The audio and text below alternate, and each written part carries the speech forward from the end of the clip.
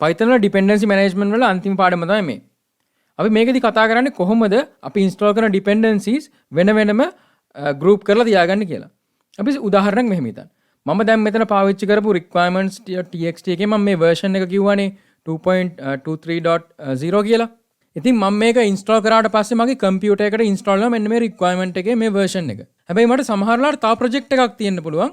මෙන්න මේ වෙන version එකක් මේකට පාවිච්චි කරනවා. අපි හිතමු පරණ version එකක්. මෙන්න මේ පරණ version එක තමයි මේ project එකට පාවිච්චි කරන්නේ. හැබැයි මම pip install කරාට පස්සේ ඔයාලට මතකයි මගේ user account එකට තමයි මේක install වුනේ.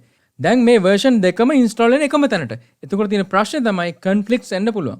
උදාහරණයකට හිතන්න මම පාවිච්චි කරන මොකක් හරි අලුත් feature එකක් මෙන්න මේකේ install කරා කියලා අලුත් version එකේදී.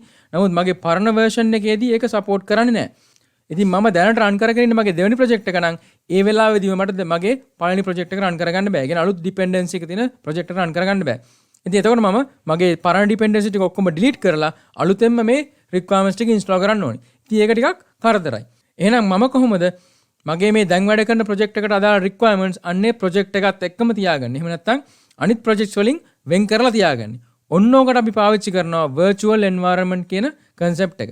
ඒකෙදි වෙන්නේ මම install කරන dependencies මගේ system user directory එකට install වෙන්නේ නැහැ.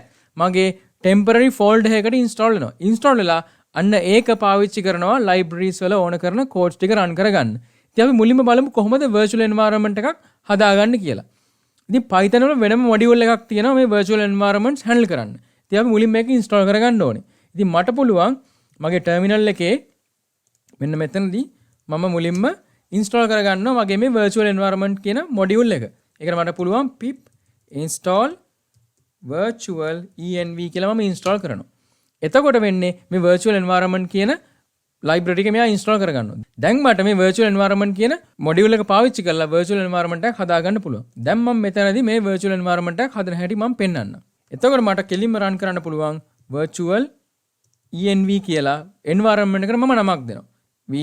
env කියලා මම නමක් දෙනවා කියලා. එතකොට ඔයාලට පේනවා මේක දැන් හැදෙන්න පටන් ගන්නවා. ඊට පස්සේ ඔයා මේක folder එක බැලුවොත් ඔයාලට පේනවා මෙන්න මෙතන env කියලා folder එකකුත් හැදුනා. මේ folder එක ඇතුලේ libraries තියෙනවා Python වලට ඕන කරන. ඒ වගේම scripts වගේක් තියෙනවා. ඉතින් මේ scripts වල තියෙනවා අපිට ඕන කරන වැදගත් script එකක්. ඒ තමයි මේ activate කියන command එක. එතකොට මට පුළුවන් මෙන්න මේ අදාළ script එක run කරලා ඉවරලා මගේ මේ virtual environment එකට ඇතුළත් වෙන්න. මම virtual environment එක හැදුවට විතරක් හරියන්නේ නැහැ. මම මේ virtual environment එක initialize කරගන්න ඕනේ. එහෙම කරන්නේ මට මෙන්න මේ terminal එකේ අදාළ command prompt එකේ ඉඳගෙන මට run කරන්න පුළුවන්. මම කියනවා venv ගේ ඇතුලේ තියෙන scripts වල තියෙන activate කියන command එක run කරන්න. මෙන්න මේක run කරාට පස්සේ ඔයාලට පේනවා මෙන්න මේ මගේ terminal එකේ තියෙන prompt එක වෙනස් වෙනවා. දැන් මෙයා venv කියලා ඉස්සරහට දාගත්තා. දැන් මම run කරන හැම Python script එකක්ම run වෙන්නේ මෙන්න මේ මෙයාගේ ඇතුලේ ඉඳගෙන. මට ඒක හොඳටම උදාහරණයක් පෙන්වන්න පුළුවන්. මම මෙතන ඔයාලට pip install එකක් ගහලා පෙන්නන්න. pip install අපි තුමාර request install කරලා මම පෙන්නන්නම්කෝ.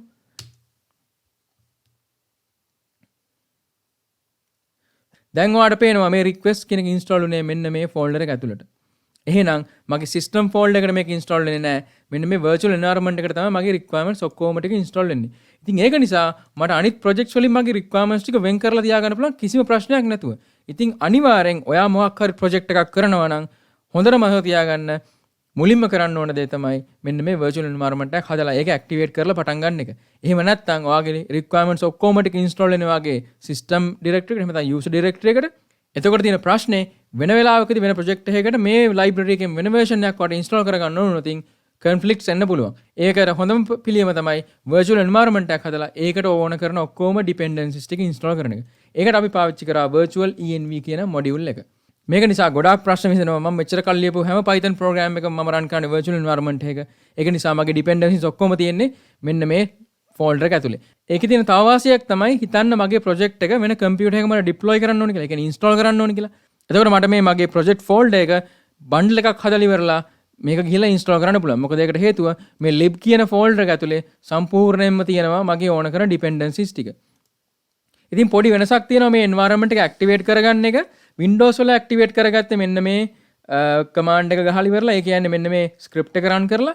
හැබැයි Linux වල සහ Mac වල පාවිච්චි කරන source කියන command එක. මම ඒකත් run කරලා පෙන්නන්නම්. මං ගාව දැනට තියෙනවා Ubuntu terminal එකක්. මම මේකේ දැනට ඉන්නේ මම D කියන project එකට යන්නම්.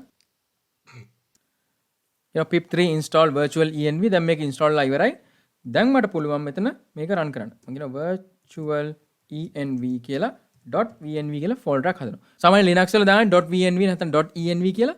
ඒකට හේතුව .folders සාමාන්‍ය Linux වල hidden folders එක තමයි සලකන්නේ. ඒක නිසා .venv කියලා තමයි දාන්නේ. ඉතින් මේක run කරාට පස්සේ automatically virtual environment එකක් හැදෙනවා.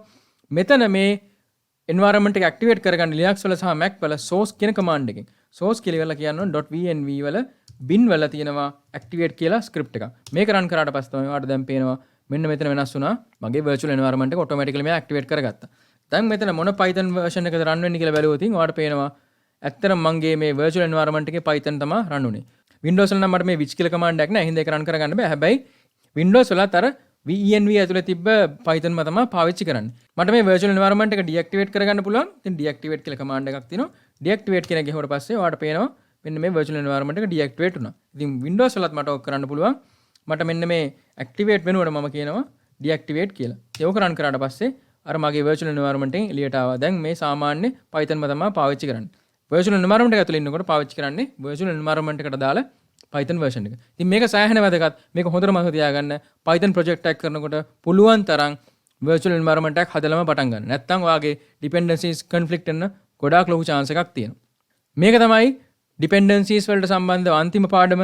එහෙනම් අපි ඊළඟ පාඩමේදී හම්බ වෙමු.